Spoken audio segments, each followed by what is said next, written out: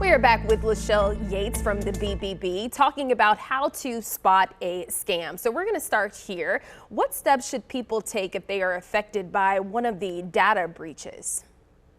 So, a lot of times this information does end up on the dark web. In fact, the information that was part of the National Public Data Breach did end up on the dark web, which does open you up for identity theft. So there are a few steps that you could take. One is to consider putting a credit freeze on all of your accounts with the 3 credit bureaus. You can call or you can do it online, but you do have to do it individually with the 3 credit unions.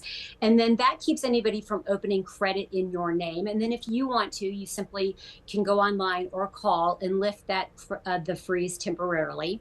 Also, you should consider pulling your credit report once a year at least and looking for any accounts that you did not open. And you can do that free at annualcreditreport.com.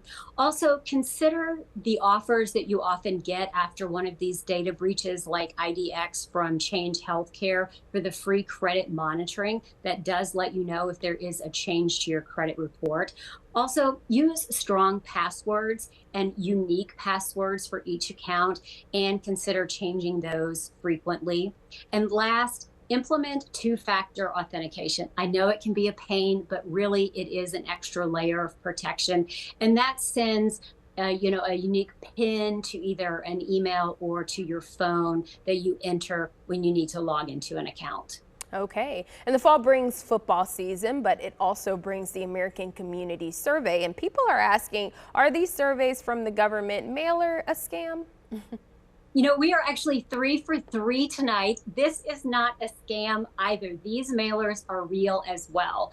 This is an annual survey that is done by the Census Bureau. And because the census is only taken every 10 years, the census sends these out so that government officials can help local officials, community leaders, and businesses understand the changes that take place in their community during that 10-year span that the Census Bureau, that the census is taken. And so about 1 in 38 households receive this survey.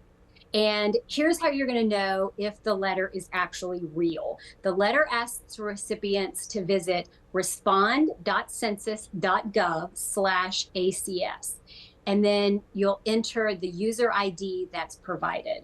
So because there is the slight risk that, again, that scammers could spoof this URL and create a fake website, you're going to know that it's a scam if they ask for something like your social security number or a credit card number.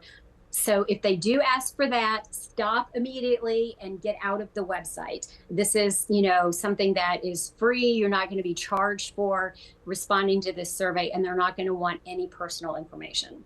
Okay, and we also have a warning tonight about scammers asking about gift cards for your place of worship. Can you share more about that? Okay, so this scam is, you're going to think that you're helping your congregation, but all you're going to be doing is ending up paying a scammer. Here is how this scam works. You're going to get an unexpected message from an email address that looks legitimate, like it's come from your house of worship.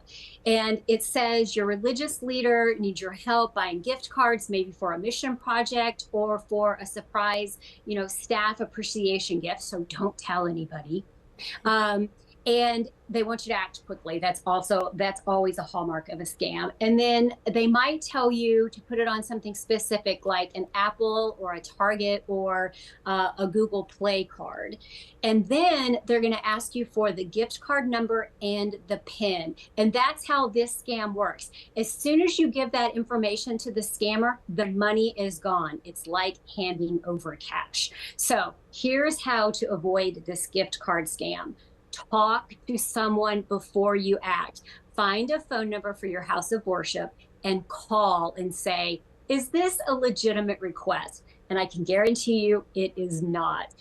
And also know that gift cards are the favorite form of payment for a scammer. You can almost always guarantee that if you see an email request or a request on social media for somebody that says, hey, I need you to do me a favor and go and buy gift cards for something, or if you're contacted and say that you've won a prize, but you need to pay for taxes or something like that with gift cards, that is always the hallmark of a scam, because it's almost impossible to get your money back.